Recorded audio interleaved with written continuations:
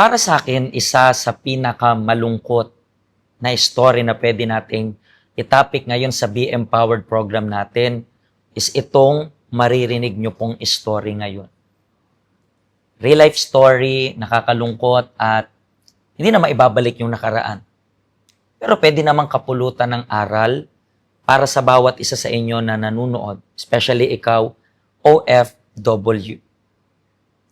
Paano mo sabi natin, makaka-adjust sa ganitong sitwasyon sa story na maririnig nyo ngayon. Share nyo po yung link kung kayo ay matutulungan nito or kung may kilala kayo na makaka-relate sa story natin for today. Kasama ko po yung ating special guest. Ano pong pangalan ninyo? Sharon Belanet. Ma'am Sharon, gano'n na rin po kayo katagal sa abroad? 5 years and 7 months. 5 years and 7 months. And taga saan po kayo sa Philippines? Iloilo po. Iloilo. So, sabi natin, almost 6 years nandito sa abroad. Hong Kong lang or 4 years in Dubai and 1 year and 7 months here. Dito? In Hong Kong. So far, bakit nag-decide ka na mag-abroad? First, sa mga anak ko, gustong mabigyan ng magandang kinabukasan. And sa family din, for poverty. Yeah.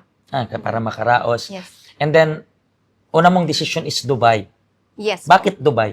Kasi, andun kasi yung mga tsahin ko. Parang na-request din nila ako para makasama sa... So at least, hindi ka na out of place doon kasi at least meron kang kakilala. Opo. So 4 years, isang amo lang tong 4 years na to. Opo. Pero bakit hindi ka nag-renew? Kasi doon ang hirap kasi ng trabaho doon. Ang daming trabaho kasi 4 kids and then yung bahay talaga sa Dubai. Laki ng mga bahay, di ba? Yes po.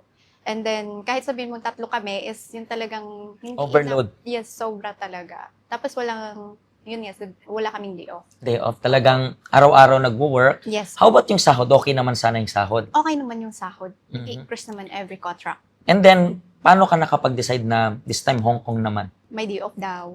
And then, Pero may family members ka dito o wala? mga pinsan lang. Mga pinsan, pero hindi sila yung nag-recommend sa'yo dito or sila rin? Hindi, sa akin kasi bago nakapag-decide na ako na lilipat dito bago ako magsabi. So parang nakapag-search ka na rin, may mga information ka Yes po. na dito may day off. Opo. Mas Mataas ang sahod. Mas mataas pa rin yung sahod dito comparing sa Dubai. Opo. Nice. So, dito may day off and then dito maliliit lang yung bahay, di ba? Opo. Kasi mahal ng upa dito. Pero maliliit yung bahay dito. Pero during ng journey mo dito sa abroad, ano yung isang part na hindi mo malilimutan? Na talagang, alam mo yun, nagmarka na sa buhay. Ito nga yung naranasan ko sa amo ko na yun nga, first nag-attempt siya na massage and then may bad intentions pala siyang gustong ipagawa. And then, yun.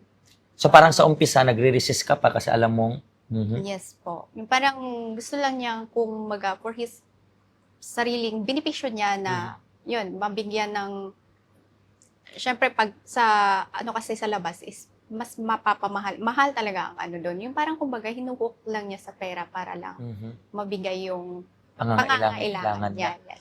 So basically, na-abuse ka niya. Yes po. And then, pagkatapos nung abuse, ano yung mga pumasok sa isip mo? Ayun, doon na nagsimula na magpapanik na ako. Kasi hindi ko na alam kasi hindi ko naman masabi sa asawa niya, natatakot ako. So may asawa siya? Yes po.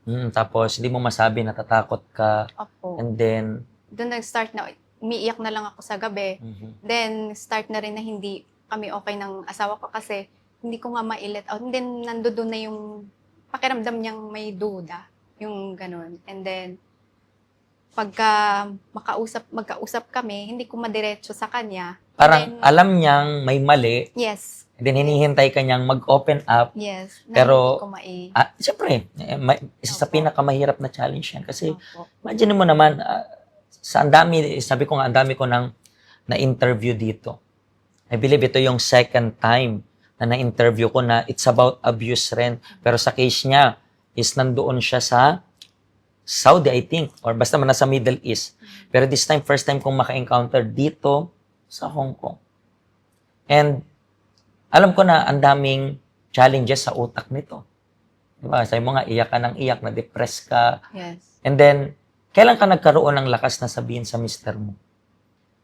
Nagkaroon ako ng lakas nung nag-start na ako dito sa church. So, yung pagpunta mo dito sa help center, Na, doon ka parang na-deliver sa yes po. depression mo, nakalaya sa depression mo. Yes po. Kasi for sure, aabot yan sa depression, di ba?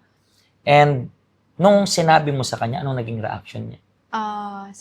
Nung sinabi ko sa kanya, yung ano lang niya is, bakit daw hindi ko sinabi ng mas maaga, and then, kung ano yung magiging desisyon ko, ano yun naman niya. And then, sinabi ko lang na, takot din ako na mag-break kasi dito nga, pag nag-break ka, mahirap maghanap ng panibagong employer.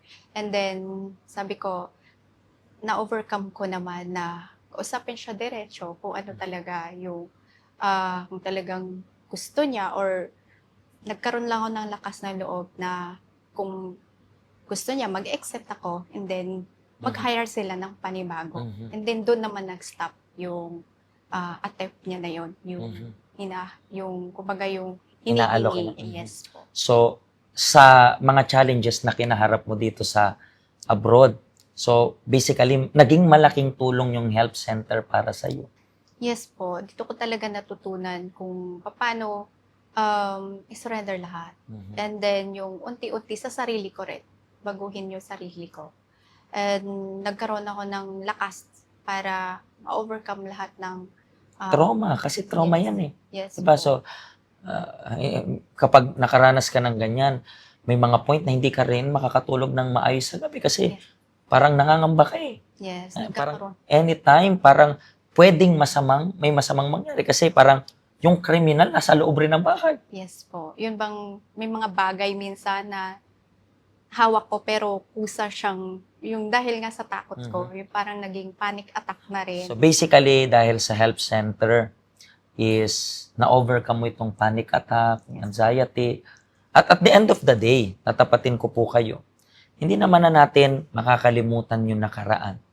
Sa kisya nga, masariwa pa yung nakaraan kasi sabi natin, recently lang nangyari. Pero in the same way na na-overcome niya, pwede mo rin pong mapagtagumpayan niya. Siguro nanonood ka sa akin and nasa same situation ka. Actually, hindi lang same situation. Yan yung current na nangyayari sa inyo as of now. Meron pong solution. Kinakailangan nyo lang na mag-let go niyan. Paano? Sa help center, tuturuan po namin kayo. Para po sa iyo, gaano kahalaga yung help center para sa kapwa mo OFW na mabigat yung pinagdadaanan. Gaano ka importanteng help center? Importante yung help center kasi dito mo talaga ma-overcome o magkaroon ng lakas ng loob at step by step mo sa sarili mo kung paano magkaroon ng lakas ng loob, harapin lahat ng pinagdadaanan mo, lalo na malayo tayo sa pamilya and then syempre kailangan din natin ng mas malakas pa dahil nga may mga anak tayo sa Pilipinas na I like that sinabi mo, kailangan yung mas maging malakas pa. Yan po yung invitation namin sa inyo sa Empowering OFW event namin. Gusto po namin sana samahan nyo po kami. Kasi itong Empowering OFW, ito ay exclusively para sa inyo. Mga Filipino na bayani. Pero kahit bayani kayo siguro yung tinatawag na bayaning buhay pa. Lahat ng kilalang bayani ko patay na. Si Rizal patay na pero kayo buhay pa at merong bigat na pinagdadaanan. Kailangan nyo ng lakas at makukuha nyo yun dito sa ating help center sa tulong ng Panginoon. Samahan nyo po kami. Kung meron kayong karagdagang impormasyon, tawag lang po kayo. Okay? Pagpalain po kayo ng Panginoong Diyos. See you sa next episode natin. Hello, ako po si Pastor Joshua dito po sa UCKJ Help Center dito po sa Hong Kong. At yung mga napanood nyo pong testimony ay mga testimony ng mga OFW dito sa Hong Kong. Pero I believe makaka-relate rin naman kahit nasaan po kayong bansa. Basta OFW. Ang help center po natin ay walang pinipiling religion. Base na rin po sa name, Health Center. Kung kailangan nyo po ng karagdagang information, nandito lang po sa baba lahat ng information na kailangan ninyo kontakin nyo lang po kami at magiging masaya po kami na matulungan ka, ma-assist ka, nasaan man po kayong bansa. Pagpalain po kayo ng Diyos.